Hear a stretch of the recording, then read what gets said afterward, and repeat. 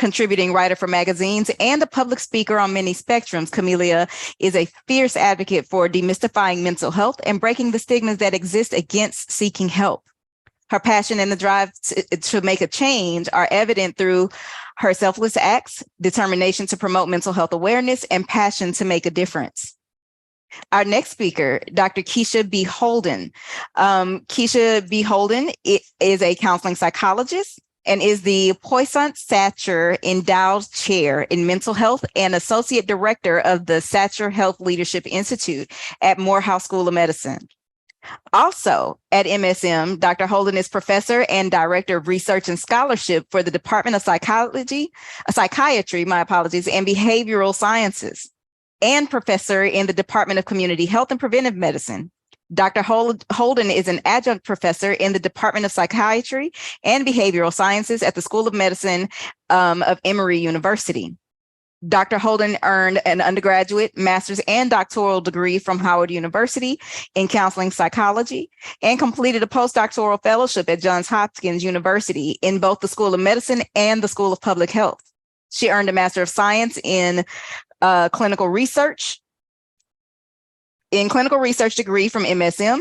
She has completed professional leadership development training at Brandeis University, the Association of American Medical Colleges, and the American Psychological Association, and the National Institute for Mental Health. Prior to joining MSM, Dr. Holden held positions at Georgetown University, Kenneth E. Krager Institute, Urban Health Institute, Children's National Medical Center, and Evaluation and Research Associates Incorporated. Dr. Holden serves on many national, regional, and local boards and committees. She is a reviewer for several academic journals, and she has received professional awards from various organizations and agencies. She has been awarded millions of dollars in research funding from public and private sources, co-edited 3 books, developed several book chapters, published numerous articles in peer-reviewed academic journals, and served as a guest co-editor for 3 academic journals: American Psychologist, Ethnicity and Disease, and the Journal of Healthcare for the Poor and Underserved. So I'd like to welcome you both, Keisha and Camelia, and thank you so much for joining us. So to begin our conversation, to begin our discussion on mental health, I'd like to start with asking you all to please define mental health for us and for participants today. And Dr. Keisha, we'll start with you. Okay, sure. Thank you for that kind introduction, and I'm really happy to be here today. It's so important for us to talk about mental and behavioral health for diverse communities, but too often we don't discuss it as it relates to our community. When it comes to mental health, I would say that it's really on a continuum. No one has perfect mental health and no one has terrible mental health. But I will say that there's so many different aspects which we will talk about today that we can improve our mental health. One piece of it that I would like to say about it is really related to how you are either productive or not productive in your life. To what extent productivity is happening.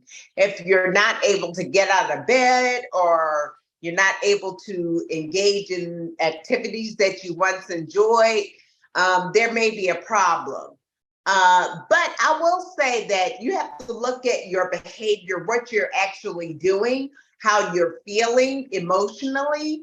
I include spirituality as a part of that, even though that's not necessarily a part of the formal definition of mental health, but definitely it's a combination of how you're feeling from a physical, emotional, spiritual, integrated perspective. And I'll get into it a little more as we continue on, but I do want to just emphasize or re-emphasize that mental and behavioral health and physical health, they're really intertwined. And we can't really talk about one without the other.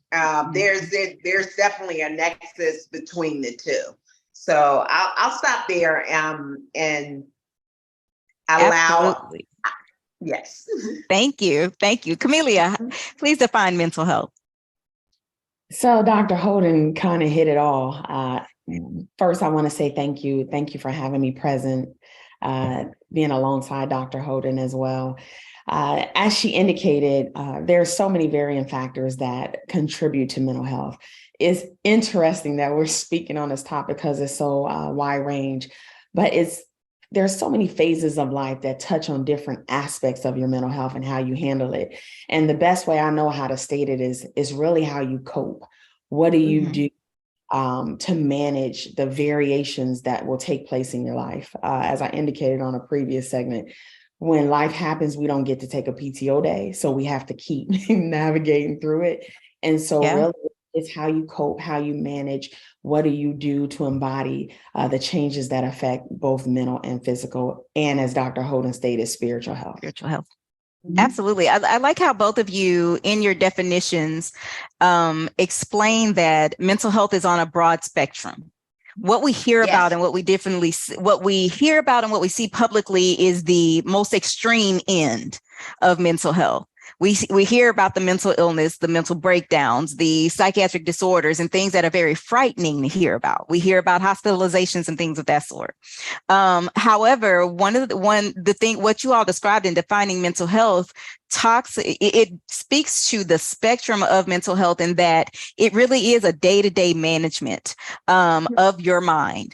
And as life happens, there will be different areas of your mental health that may be challenged, that you may have struggles with, that you may not even be able to identify. And so I think it's important that we know that mental health is not just being diagnosed with a mental illness and having to be medicated and hospitalized, that there's a lot more to it. But that is a great segue into the next question, which is about the stigma of mental health in the Black community and why it continues to be stigmatized. So we talked, like I said, we just talked a little bit about how, what we see and what we hear about is that other end, that far end of the spectrum, right? And so what else contributes to the stigma of mental health in Black communities? Camelia, you start. Okay. There are so many stigmas. One is past trauma, right? There is so much past trauma. There is historical. Unresolved. Yeah. Absolutely. Historical trauma. You have childhood. You have unmet needs from childhood. You have so many stigmas that's attached, especially with our men and our upbringing in the African American culture, that if something is wrong with you, you don't want the words weak or crazy or weird, variation of words attached to your character, to your name, and even your family, right? So from the family upbringing, if there was an individual that was a little different, you kept that in behind closed doors, because that would it would shame the name of the family. So it's so many things, it's so many stigmas, and that's why individuals struggle privately. They struggle privately with the variations of mental health disparities due to these many, many stigmas that appear to just not be going anywhere. They keep being attached to who we are. Okay. I agree 100%. And it's just, as Black people, we, unfortunately, we have family secrets that we just don't like talking about. And when I mentioned earlier, unresolved trauma, these things affect us, and we don't necessarily comfortably talk about it as openly with friends, family, let alone a professional. So I just want us to recognize that we have to really look at prevention, and the best way to look at prevention as a key factor in us addressing stigma, but also feeling more comfortable, is opening ourselves up to being able to talk with others, being able to talk with maybe your regular doctor, your primary care doctor.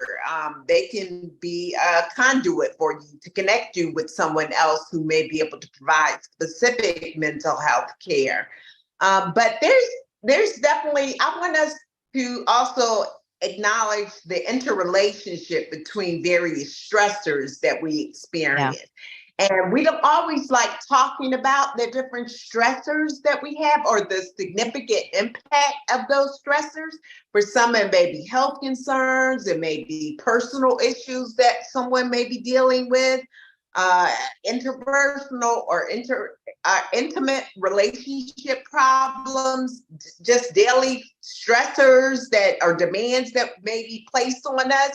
And that's just internally. Right. When you also think about externally, whether it's racism, sexism, classism, all the different isms, those things can be stressors as well. And that, again, can relate to us just not feeling comfortable and being able to talk about these things with each other, and let alone a professional. Somebody outside. Yeah. Yeah. And so and a couple of things that you talked about is that kind of culture in the Black community that you keep at home business at home. And, and so if somebody is having a mental health challenge, or, somebody is having a mental breakdown, we don't talk about those things publicly. We don't discuss that. And in doing so, you also limit your access to resources and care. And you limit your access to support. And so, and so that stigma is definitely contributing to the social isolation that happens when someone is experiencing a mental health crisis. And again, I think the public image of mental health feeds into the stigma that many communities are affected by, and that prevent us from reaching out for help or really expressing and clearly expressing that I am struggling with a mental health disorder. And it's still scary to think about and say I'm struggling with a mental health disorder, especially as a Black person. And so culturally also, I think what kind of feeds into that stigma, and this is again another segue into the other side of this, which is why, in addition to the stigma, why aren't we accessing mental health care? And I think one of the issues with accessing mental health care is the stigma, and it is the isms, the racism, the discrimination, all of the things that we as Black people in the Black community deal with. Can you add a little more about what are the challenges and the barriers that prevent Black people in the Black community from accessing mental health care? I can start with that. One thing is not knowing where to start for help. That can be a big barrier. Just where do I go? What do I do? Who do I talk to? All of those things can be particularly challenging.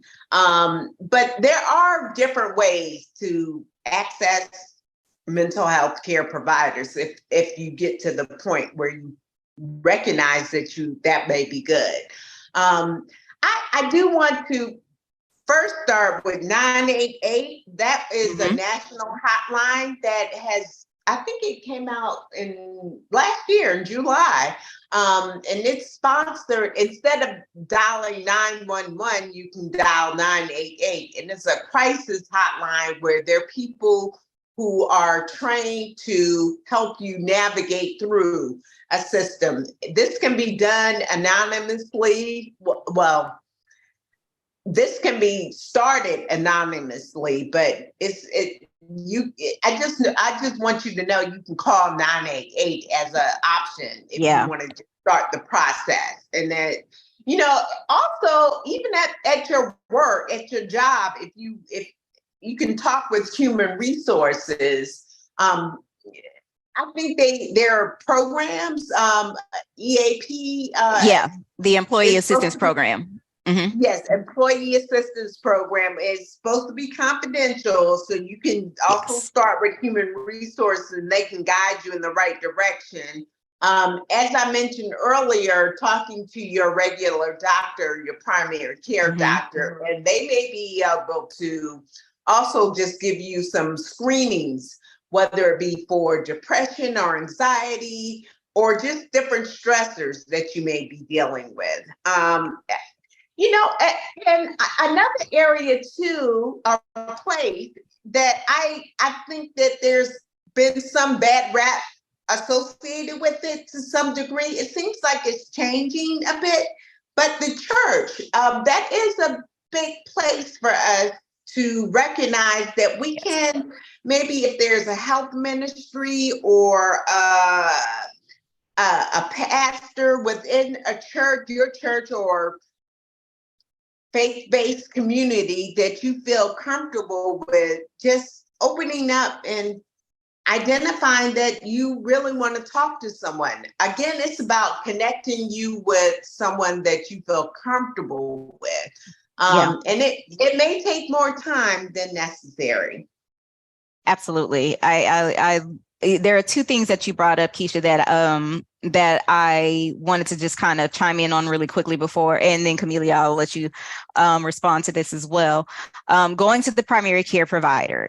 And so if you're having symptoms, there may be some physical symptoms that are manifesting and you don't know where they're coming from. Stomach issues, upset stomach all the time, unexplainable headaches manifesting, muscle tension, and you're noticing that these things are happening regularly or on a consistent, or at least on a consistent enough basis for you to be concerned. You may want to ask your PCP for a referral to a mental health professional, just for a quick check-in. I always encourage people, when I talk about mental health and when I talk about suicide, I always tell people, you should get a mental health checkup just like you do your physical health checkup. Just check in to make sure everything is processing correctly. And also be mindful that your primary care providers may or may not have received training in how to address mental health issues, depression, or suicide, and they may prescribe you medication. So you will need to take it upon yourself to ask additional questions. And those questions start with, this is what I'm experiencing. What are my options for care? Can you refer me? And even so far as to talking about, is this, in calling your insurance company and talking about, is this covered? What does the coverage look like? What's the copay going to be? So that you're prepared for what all of that is going to look like in advance. The other part is the church. You mentioned earlier that even though spirituality is not included in the definition of mental health, in most of the official books and terminology for mental health, right? For the Black community, spirituality is very much so connected to our mental wellness. And so generally speaking, and so your faith community may very well be one of the places that you can reach out to for help and support. There are many faith communities who are partnering with mental health agencies. There are some faith communities, one in Houston here, or several of the larger churches here in Houston have actual counseling centers on site. And so you're seeing more collaboration with the churches for assistance with mental health. And many of the churches, especially with the Black churches, they're now receiving more extended training in suicide prevention.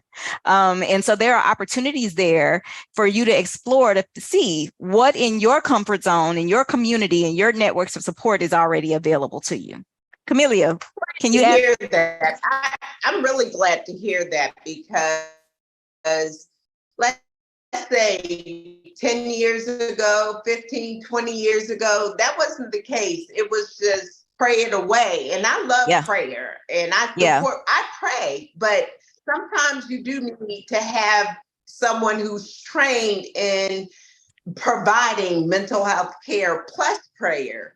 And that's, but it does seem like it's growing for us, the different health ministries. Okay. Camelia, what prevents us from accessing mental health care? One, there's many factors, just to piggyback on what you both said. One, I think knowledge. It is not enough to say that we should seek care. This is the number to call. A lot of people don't even associate what they're going through with a mental health issue. So the first thing is making sure that we are educating and or re-educating our community to even know what it feels like. What is it okay to not feel okay? What does that mean? In addition to that, there's a lack of trust.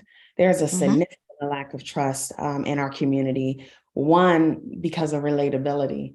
We have an underrepresentation of Black psychologists in the field of mental health. Absolutely. So I really believe until those numbers change, a lot of what we're experiencing and seeing won't change. My father committed suicide 3 years ago at 62 years old. And so he went to church every Sunday, was in the church choir, every Sunday that he was able to.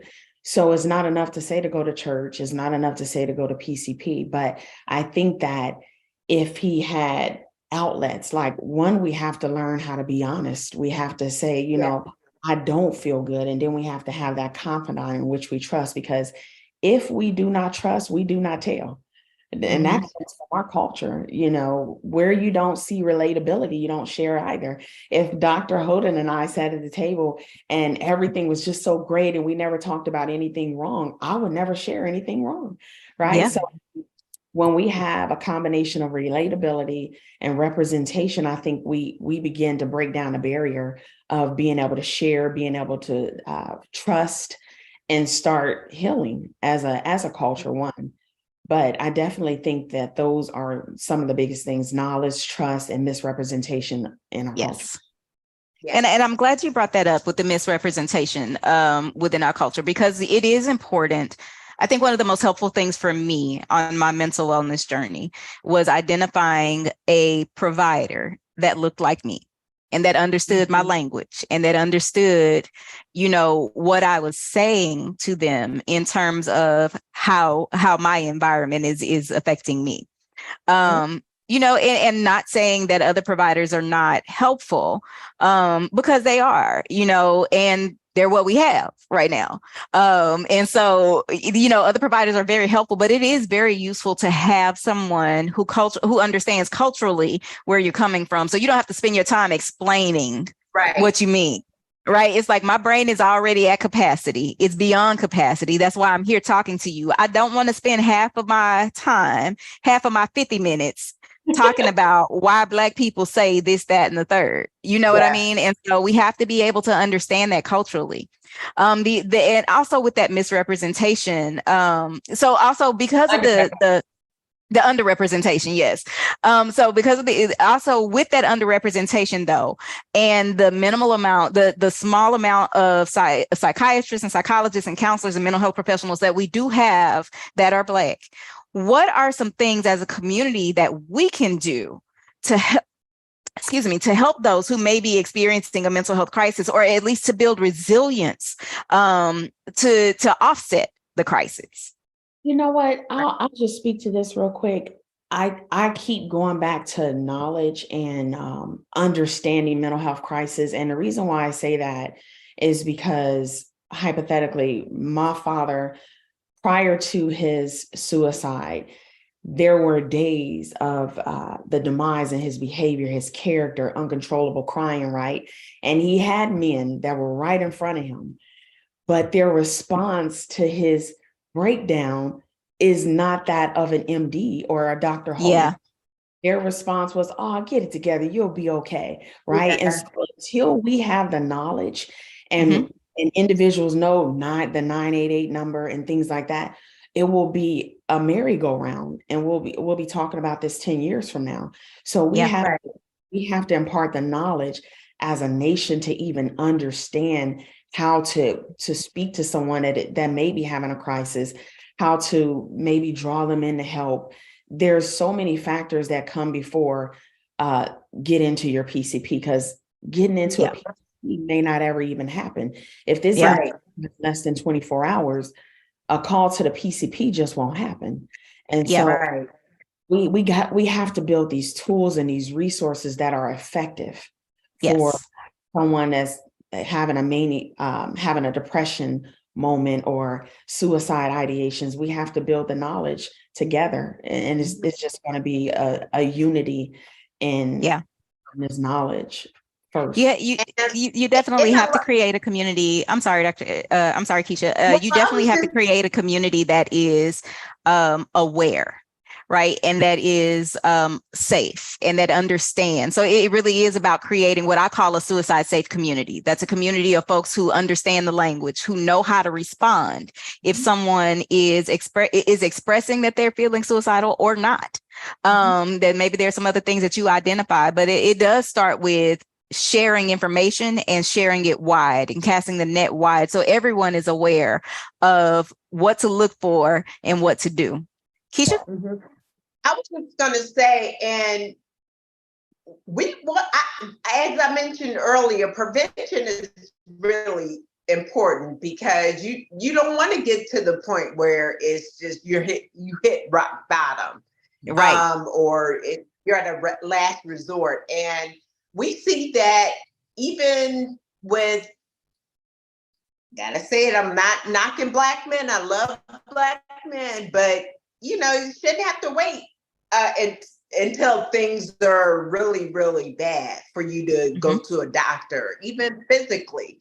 And we see that happening often. And so all I can say is that I think it's important for us to connect with different community-based organizations, different institutions that may be friendly to your interests. And again, it really goes back to the knowledge, making sure you don't feel like you have to be almost on your deathbed to seek help. I have a therapist and have for many years, and it's really to help me so I don't hit rock bottom, or I don't get to a point where I can't cope anymore. Yeah. And so being able to step in before it gets too bad, I think is important for us to realize what we can do.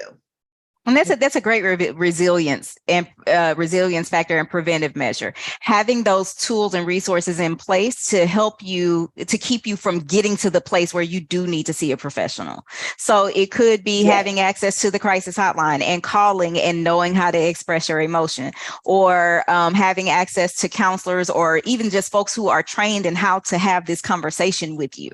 Or even if it's just a matter of, I have a safety plan in place so that when I'm in crisis, these are the people that I can call on. This is the thing I need to look for. These are the stuff that I have on hand, and really identifying that.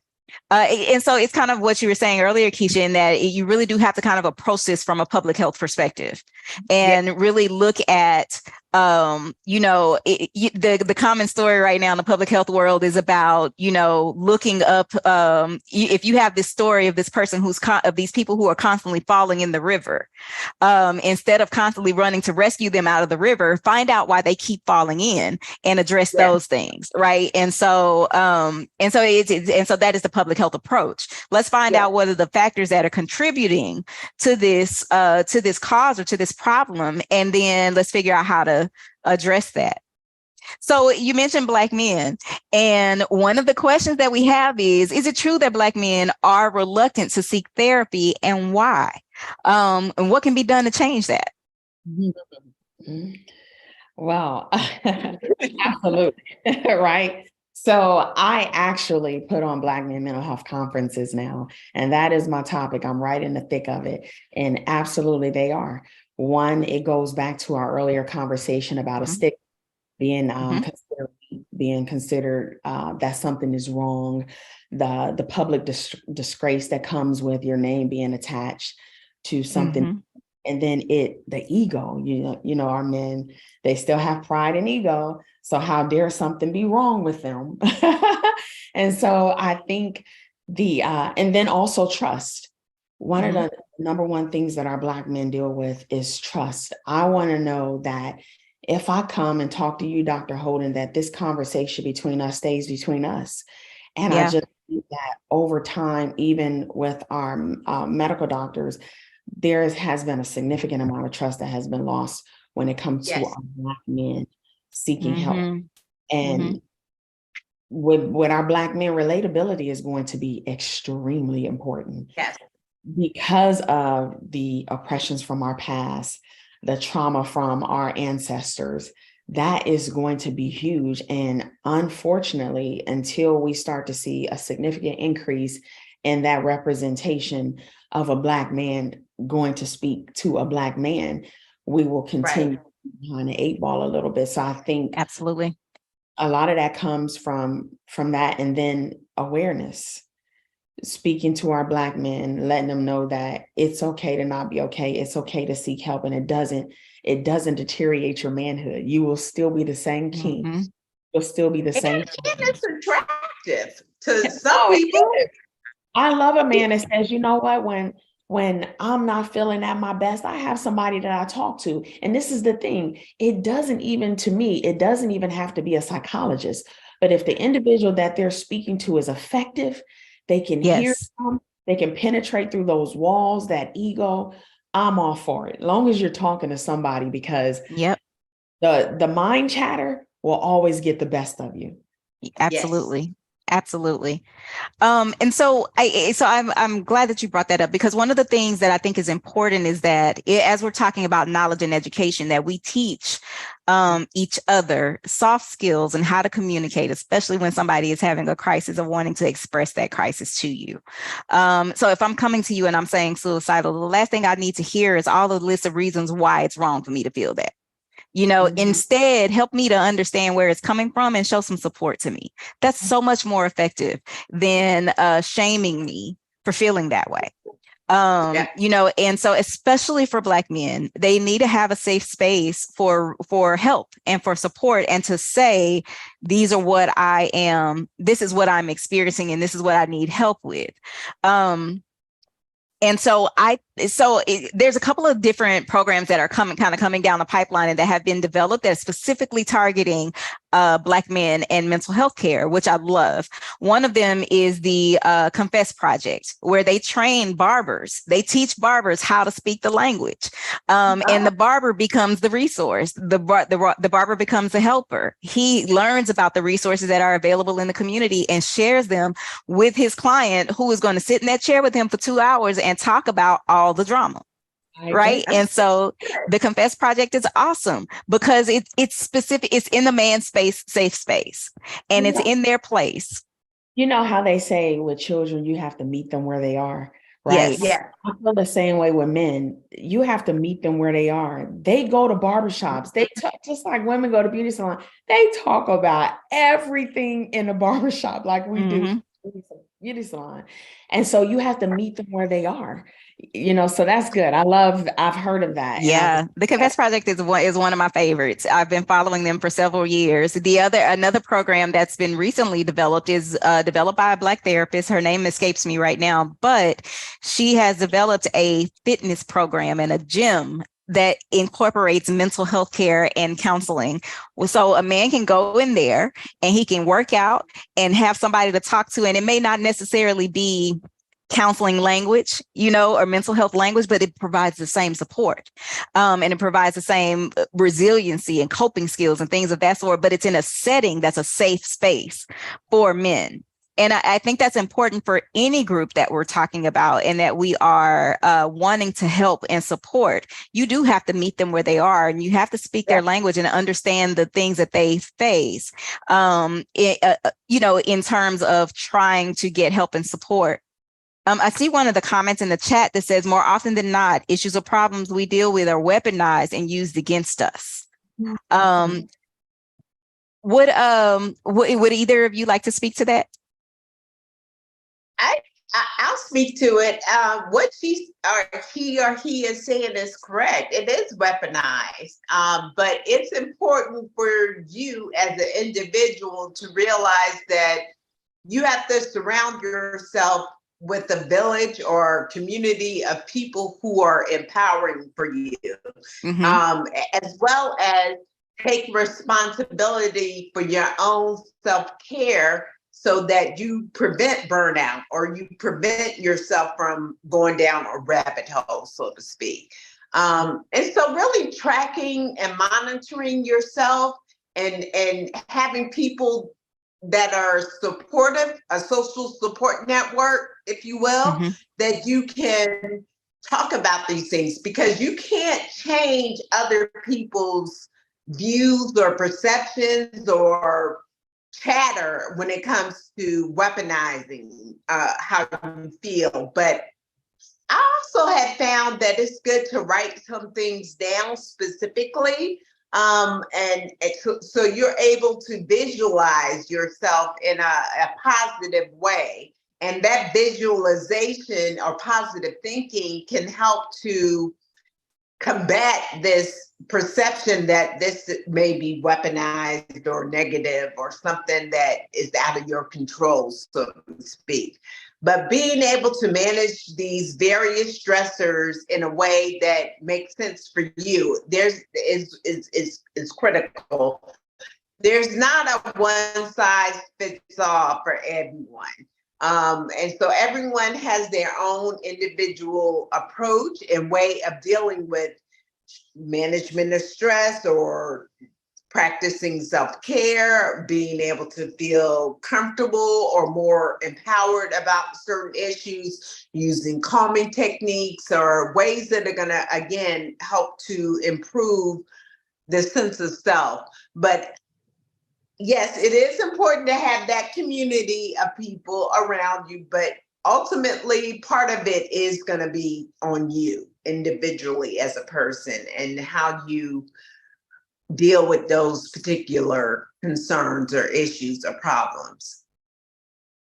And I'll add to that in saying, as you are building your network of support, you really do need to spend the time and be selective. You know who of your friends and your family, your networks of support that you can go to and who you can't. You know who the person is that talk too much. You know who the person is that's going to be, who's going to be able to think outside of the box and remove themselves personally from the situation and be able to really give you some sound, listening board and some sound advice and support. So you really do need to be selective of who you share your problems with or your issues with, and who you receive that support from. And if you don't have anybody within your locus, right, within your direct area of touch area, then it's time to expand. It's time to expand your supports beyond that.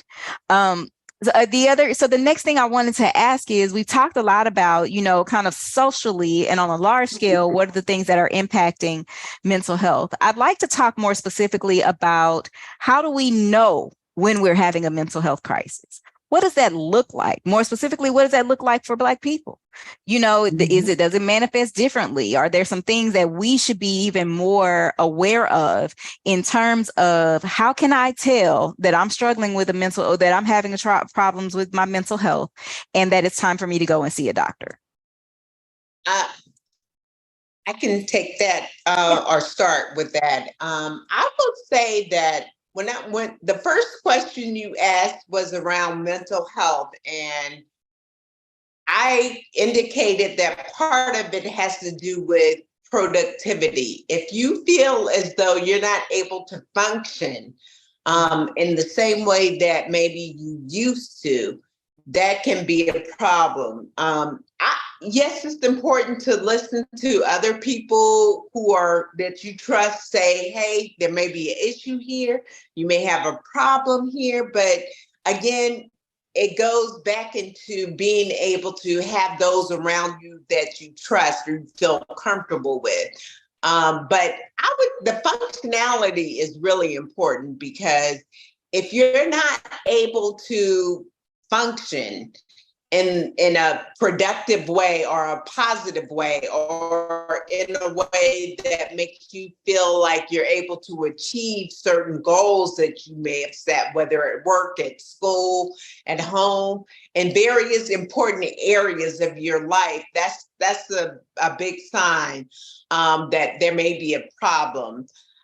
If you start using or overusing certain substances like drugs or alcohol or even food to cope with how you're feeling, and that's your go-to, so to speak, that can be a problem. If you see that happening most days of the week for over a 2-week period, you may have an issue that you need to get evaluated or an assessment done to help you see more clearly. Are you using these substances? Are you engaging in high-risk behaviors in order to cope with or deal with different stressors that you're experiencing? So that's how I feel about it, or what I know about it. Camelia, would you like to chime in on that? Right. So I agree with you, Dr. Holden. I completely ditto exactly everything you said. I think some factors too to keep in mind is that social isolation for some people, they start to isolate themselves. Yes. They find themselves very lonely. As she indicated, you start to abuse things that you had before or in excessive.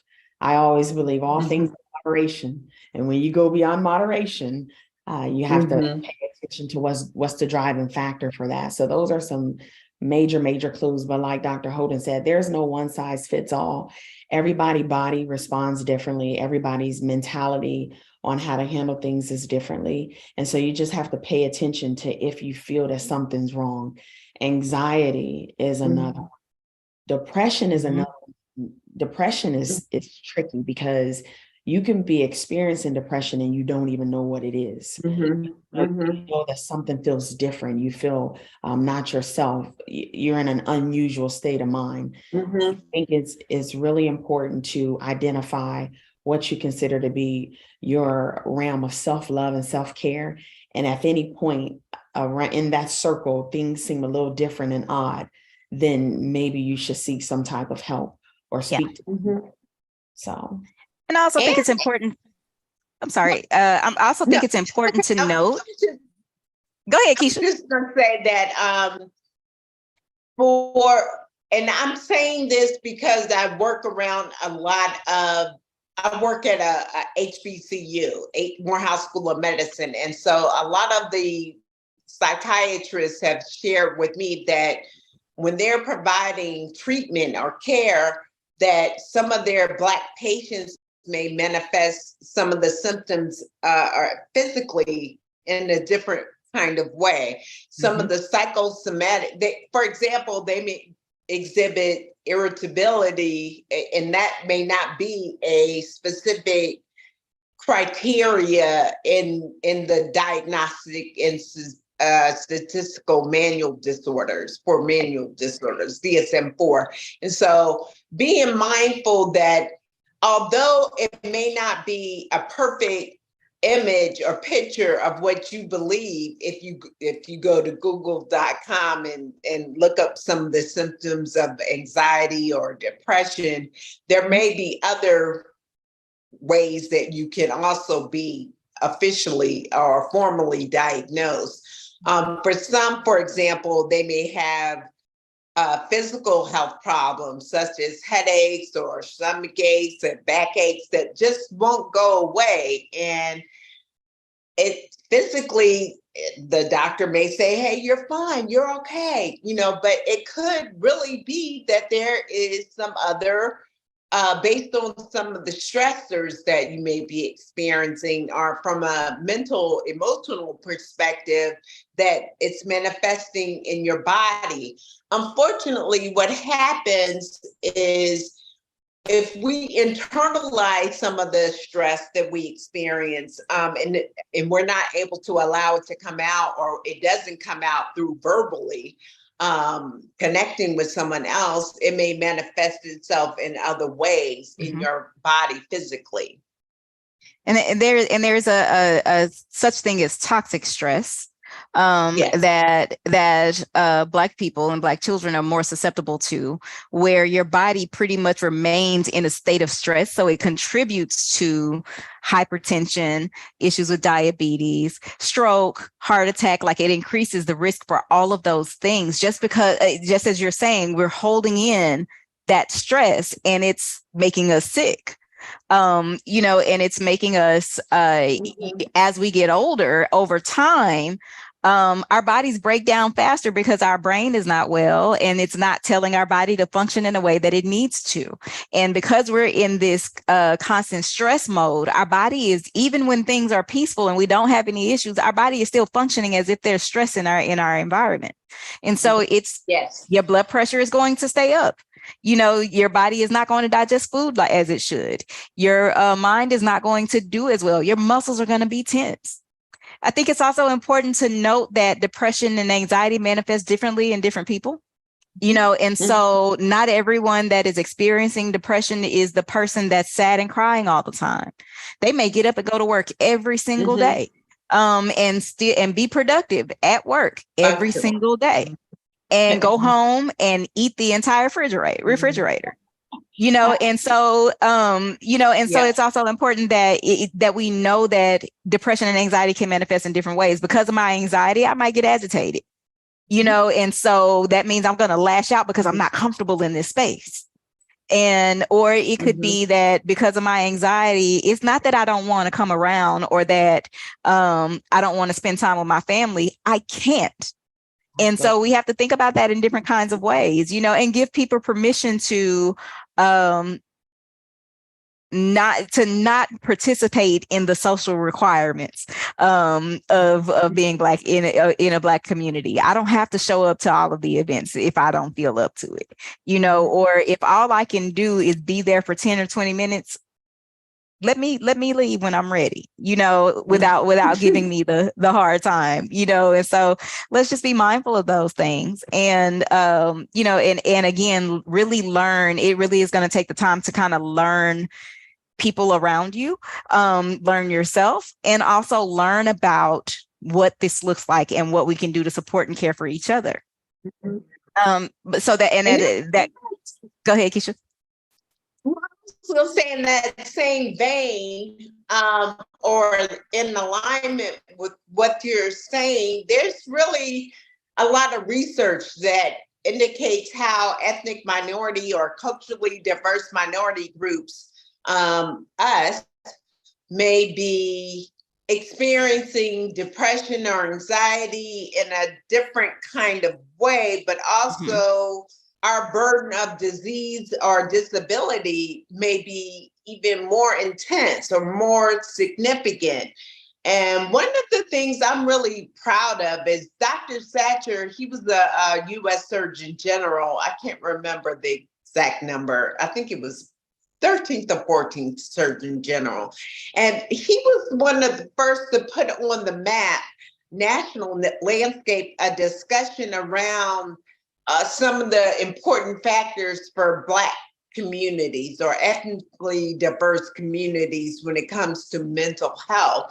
We really, I'd say probably at least 30 years ago, we didn't really talk about it at all, mental health or the importance of mental health. And so being able to, for him to do that, to have, I think he had a Surgeon General report that he released that was called Mental Health, Culture, Race, Ethnicity, and some of those major issues that are important for us to consider for ethnically and culturally diverse communities. And in that report, it identified some of the key things, but also it indicated that we may also receive poor quality of care. And so quality of care and culturally centered care is so significant, as we mentioned earlier, but I can't reemphasize how particular it is for a person to feel comfortable with who they may choose, or who they may be connected with when it comes to mental health care. So I know I always wonder on a tangent. I'm sorry, I know I went off. I always wonder what it would be like to be in a community full of people that, or in a community of people who you can go to anybody and they know what to say, what resource to provide, and what direction to point you into, you know. And so we have a lot of work to be done to get to there. But there is definitely opportunities to learn. And like you mentioned, you know, 30 years ago, I would even go so far as to say 15 or 20 years ago, this conversation would not be had.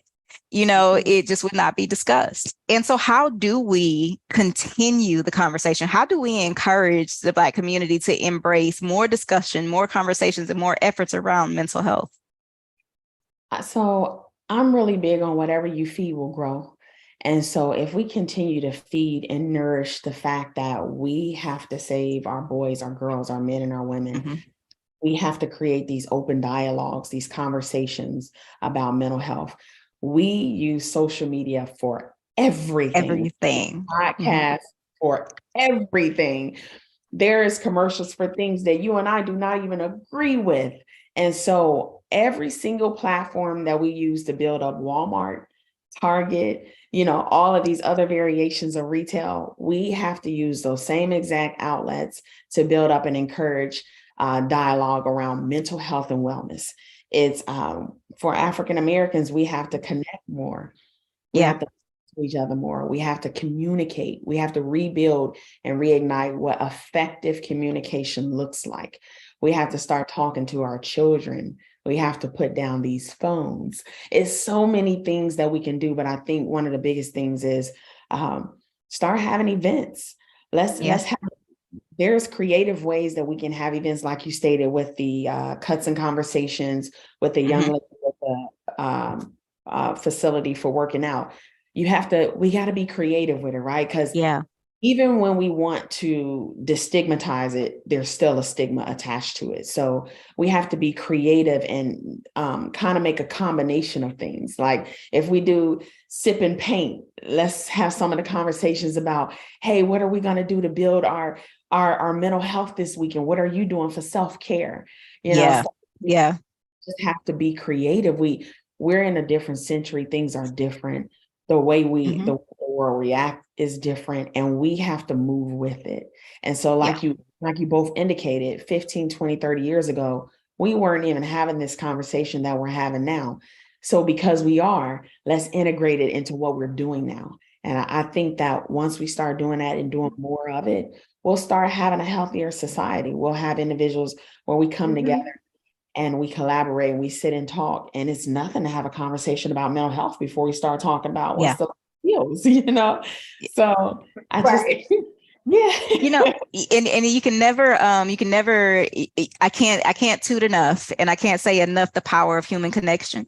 There's so much evidence and so much research that shows that just being connected to people that love and care about you, and that you can check in with on a regular basis, can be such a protective factor against suicide. It's one of the reasons why I started a tea company, because when you think about tea, you think about drinking tea with someone and socializing, congregating with people. And so it's like, okay, well, let's go with tea then. So, and so I encourage you, have tea with me, which means come sit down and let's spill tea. Let's talk, let's share it, let's connect with each other. And so it is important that we create safe spaces to have dialogue, be it a sip and paint. I love that idea. There's art therapy. So what meaningful things can come from that? You can do films and all kinds of things that are coming about where you can engage in discussion. One of my favorite campaigns that came out a couple of years ago was called Embrace the Awkward. And so Embrace the Awkward is a series of little PSAs and videos, right? And it's all these awkward moments, that comes up. So one is like two guys standing in the bathroom next to each other. And this person stands up and is like, awkward, and so they come up with these different ways to share this information, to break down that mental health doesn't have to be, and suicide doesn't have to be, this very heavy, scary thing to talk about, right? And so in the midst of embracing the awkward, it's also embrace that awkward silence. You notice your friend's been acting different, and you notice that something has happened. They're not around anymore. When they are around, they're disconnected or whatever the issue are. Take advantage of that awkward moment and say, hey, this is what I noticed. And so there's definitely different ways that we can approach this. It doesn't necessarily have to be a serious, sit down lecture seminar. Now let's go and do an assessment and evaluation and get you to the hospital, right? And so it can just be an everyday conversation about, what did it really mean when grandma said, go get my nerve pills? And so tell me about that, right? Let's talk about what nerve pills are, and self-medicating and things of that sort, and so, or sharing, older family members sharing medications with each other because somebody has this pain or this angst, but they have a different prescription than the other person. Let's talk about those things, and put it in a way that speaks to us so that it can resonate.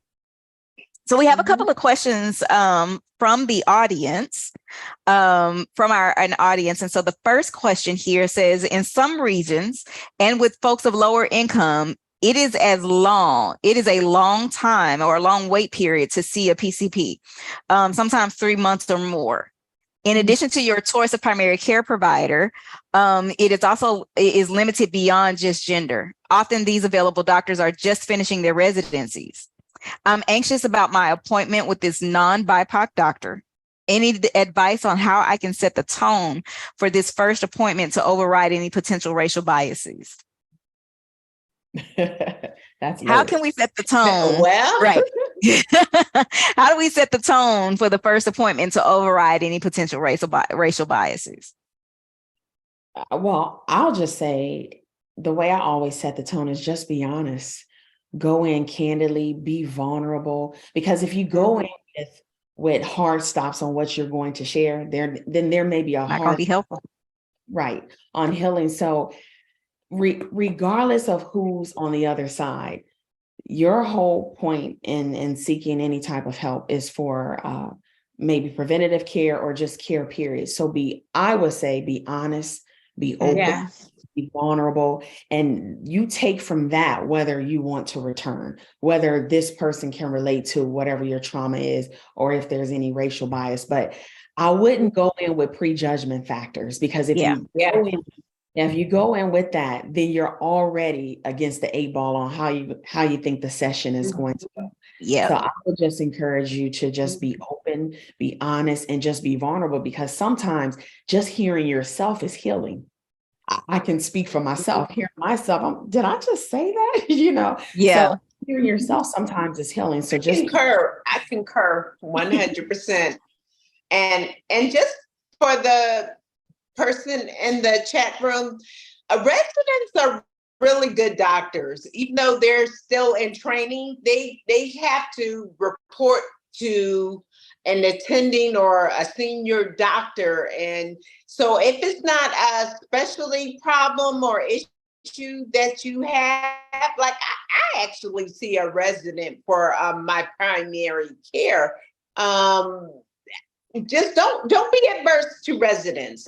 Just, they really are good. They're doctors, and they can provide at least some level of care, and they recognize limitations that they may have. If it's a complex situation or case or something, they'll talk with their senior doctors about it. And even that could still just be an entryway. If you get into a practice with a resident doctor, and then you want to graduate, if you will, up to a more senior doctor, just don't shy away though from residents. That's my take on it. Yeah, ditto to both of you all. I think, be honest, from the perspective, I'm not a mental health professional, but from the perspective of someone who has a therapist and who pays for those visits, I want my money's worth. And so so when I'm going in, it's like, listen, I have this 55 minutes with you. Here's what I'm concerned about. Are we able to work past this? If there's something that you have a question about that I'm saying, please ask me, because I don't want there to be any misunderstandings that prevent me from my healing process. I'm paying for this. So, and so that's kind of where I'm at, is like, if I'm going to spend this 55 minutes talking, I want my money's worth. I want to make sure that I'm getting the things that I need. And it's very important that you know and understand, when you go to a provider, be it your primary care, your therapist, your dermatologist, whomever you're going to see, you need to advocate on your behalf. So if there's some things that they're saying to you or questions that you have about things, keep asking until all your questions are answered. Get your money's worth. And so it's been that time. Yeah. That's true. And the doctor's probably appreciative of that honesty, vulnerability, and questions that you have. They have to earn your trust. And part of doing that is creating an environment where they understand they're dealing with someone or treating someone who is at least some what level of knowledge about their circumstance. Yep. And at the end of the day, mental health professionals and professionals in general, they are not gods. They are human, just like we are. And so there's an opportunity for them to learn, just as there's an opportunity for you to learn. So as opposed to saying, I'm not going back because I don't feel like this person gets it. While you're there, say, I don't feel like we're really connecting. Is there something that you're missing, or is there something that I'm missing? Because I want to make sure I'm getting the value for my time. I'm coming to therapy because I want to be healthy. And so I want to make sure that we're on the same page. And then if it doesn't work out, it's perfectly okay to go and find a new therapist. You know, I kind of compare finding a therapist to dating. You're gonna kiss a few frogs before you before you get to the prince. You know, you just may kiss a few frogs, you know, and so it's okay. You know, you move on and you find somebody else that works. It's also okay if you're with a therapist for a while and you have reached a plateau in that relationship. And so you need to maybe find a new therapist who can move you to the next phase of your healing process, you know, and so you really do need to advocate on your behalf, and don't feel like just because this person has the letters behind their name, they know more about you than you know about you. So it really is a collaborative relationship. It's a collaborative relationship. The next question: what are your thoughts about how we can address the mental health disparities among Black people or African Americans with disabilities? What is the intersection between mental health, ableism, and racism? Y'all are getting deep on This me. is a deep one. Yeah, this is a real deep one because there's so many different layers to it, right? We're not only are we talking about the racial disparities, but we're also talking about the disparities related to that person's disabilities. You know, and so there's been a lot of conversation lately in the mental health world about how we can best support individuals with intellectual and developmental disabilities. If they are feeling suicidal, how do we even identify, you know, if they're nonverbal, if they're suicidal, you know? And so what is the intersection between mental health, ableism, and racism? And what commentary do you have toward that? Well, I'll say, I don't know if I could give, you know, from a doctor's perspective. I think one, just to speak about those with disabilities, coming from someone that deals with children in group homes, where some have mental disabilities, there's physical, and as you indicated, nonverbal. I think the care, who's ever caring for that person, especially when we're speaking about disabled individuals, who's ever caring for that individual, they should be able to pinpoint when something's different, when something's off.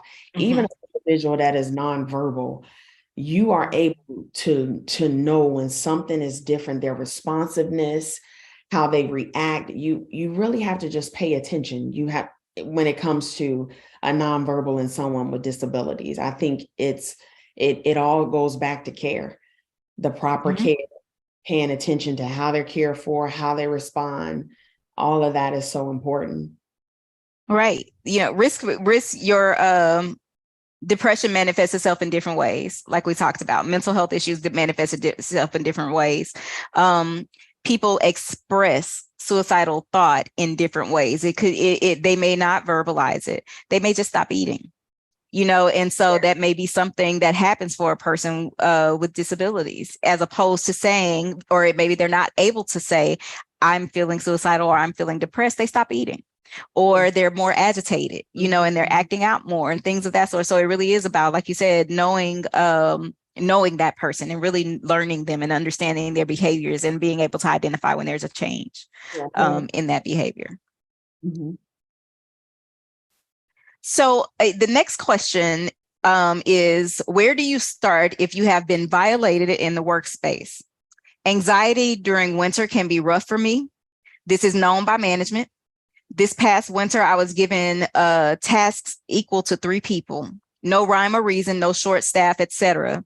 If I question or refuse, I'm insubordinate. They wanted to cause a mental break, so I would quit. What responses do you have to that?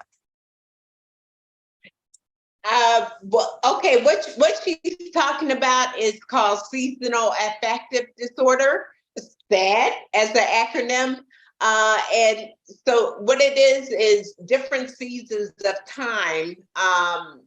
Typically during the winter months, you may have heightened feelings of or experiences that are related to depressive symptoms. When it comes to the environment, though, at work, that's very difficult because unfortunately, we're dealing with these different kinds of stressors that come from different directions. And I hate to say it, but it's really hard to change what other people are going to do or not do. Mhm. What you can choose to do is change your environment, for example, but really come up with a plan, a stress management plan that's going to be helpful for you. And that may include one, developing action oriented plans or altering it or removing different stressors or recognizing what the triggers may be for you to even have the stress.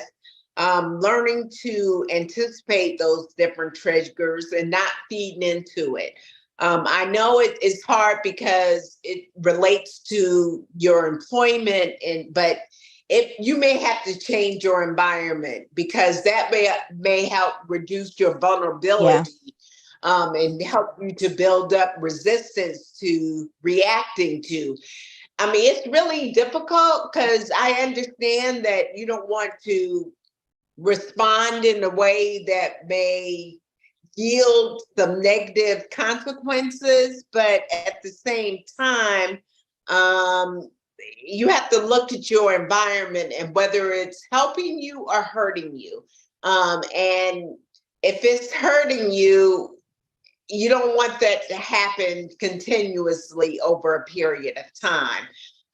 And also, I don't want you to feel like you have to take on the responsibility of fixing or trying to change that particular situation or person. That may not happen, unfortunately. So you may have to just get out of there. Yeah. Agreed. Yeah, I mean, that's just honest.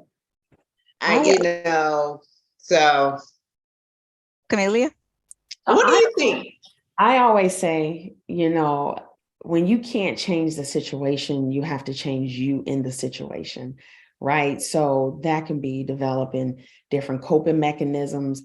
One of my favorite is to kill it with kindness, right? If I can smile through pain, I can smile through stress. I can smile through some of the worst darts that are being thrown at me. I think how we respond, well, I know how we respond is how our bodies respond. That's how the stress, the anxiety, and all those variations just creep up on you. Next thing you know, you're like, the job has gotten the best of me, but really your response has gotten the best of you. If you could try to find a way to create a better response that goes back to protecting you, protecting your self-care and your self-love, you'd be surprised at how that works for you. Right. And so, like Dr. Holden said, that's a tricky situation because some of us will just leave.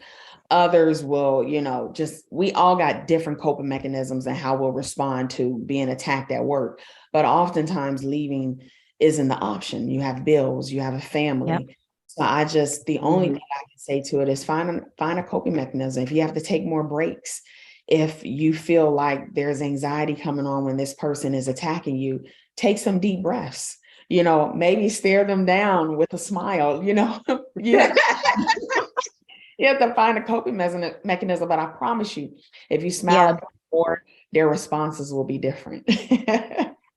But definitely find some ways to cope until you can change you can change the environment. I'm with you, Keisha, I think it's time to start looking elsewhere if that's an option for you. But in the meantime, until you do find elsewhere, try to figure out ways that you can cope and deal with your anxiety until you can get out of there. But have a plan in place, get your exit plan in place, and be ready to move along. It's about 7:15. And so I want to ask one last question. And can we talk about, as mental health professionals and advocates in this work, what are some of the ways that we can all partake in self-care? And what are some coping strategies that we can take away? So I'll say one of my biggest things is protecting your peace, right? And whatever that looks like, I'll speak for me. I'm just giving my opinion. I protect what I take in, what I watch, what I listen to, the things that I hear. You can watch one wrong movie and next thing you know, you have anxiety because of the outcome of the movie. And so in addition to that, creating different levels of activities in your life that helps to reduce your stress and your anxiety. My grandmother always said, if you live long enough, you will experience some things, right? So some things are unavoidable, right? Depression, anxiety, some of it's unavoidable based on your space, where you live, just varying factors that plague the mind. And so I'm really big on protecting my peace and creating an environment that allows me to be my best self, whatever that looks like for you, because there's no one size fit all. I can't just give you all my coping mechanism, because they may not work for you, but creating that space that allows you to be your best self, that allows you to wake up and look at yourself every morning and say, you know what, I feel good about who I am. I feel good about where I am. I feel good about where I'm going. And so just create your best self in all the variations of your life. I think that's important, and it's helpful. I like that a lot. And that same family, I would say be conscious of how you talk to yourself, what you say to yourself. Are you saying negative things? So really try to encourage yourself to, again, be your best self. And that can be reinforced by meditation, or just even being connected to nature, going out, taking a walk, taking a breath. Sometimes one thing that we learned during the COVID-19 pandemic is that we have to slow down. I mean, we're used to, well, I'll speak for myself. I used to be, I don't do that anymore. I used to go, fly here, fly in and out, it's too much. It's too much. And so we have to take care of ourselves. And what we say to ourselves is at least one way in which we have control over it. And just being resilient, knowing that you have what it takes to tap into a higher self within yourself. So being mindful about ways in which you engage with yourself, that can help with how you engage with others as well. But also, as I mentioned earlier, having positive people around you, people who are uplifting you and just there to empower you and to make you feel good about things. It's important to have a good support network, a hype group. I have a hype girl, and just having people who are there that are going to encourage you. I would say that's really a good coping. But again, as I mentioned, there's really, nature teaches us. So being out in nature and recognizing that we can learn a great deal from nature. We don't have to keep moving. Flowers bloom in their own time. Things happen in their own time. And so take a breath, slow down, and just move forward in a way that feels good for you. Absolutely. I think for me, with my self-care and coping, is something that I am still learning, and learning to make a priority. I keep in contact with my therapist on a regular basis. Especially when I am experiencing crisis. Sometimes I need to talk to her once a month. Sometimes I might need to talk to her twice a month. Sometimes I might need to go, I can go 2, 3, 4 months without speaking with her. But I'm always kind of assessing where I'm at. And if I'm not doing things the way that I usually do, or that's not to my norm, then I start to be aware of that and really just kind of be attentive. Alone time to be quiet, time to sit with yourself is so important for me. And so I'm a nature person. I'm obsessed with trees. Derek can tell you, I'm very much so the person that will look at trees like they putting on a whole show. And so, so going in nature, going to the park, going outside, there's a nature sanctuary not too far from my house that I love. Those are the places where I can go and just kind of let it go. And there's actually a practice called grounding that is that where evidence shows that it's very helpful for you, where you go to the woods or you go find you some dirt and go outside and take your shoes off and you sit in that and you stand in that and you really just spend that time with nature, and it recharges you and it recharges your body, you know, it recharges your mind. And so there's a couple of things that you can do with that. I journal. I have not always been consistent with journaling, because in my mind, journaling was, I need to write like 3 or 4 pages of something very profound and have this huge aha moment at the end. So it stressed me, you know, it was another stressor. It was like, oh my gosh, it's another task. But I'm learning now that it could just be a paragraph. It could just be 3 sentences. It could just be, I don't feel like it today, you know, and that's fine. You know, and so those things are important. And I will say, kind of one of the things that is so effective for self-care and coping strategies is learning how to say no. Oh, yes. Oh, Yes. yes. Learning how to say no and setting boundaries and sticking with your boundaries. You know, and so you know, if you were to ask some family members about me, they'd be like, she's mean. I'm not mean. I have strong boundaries.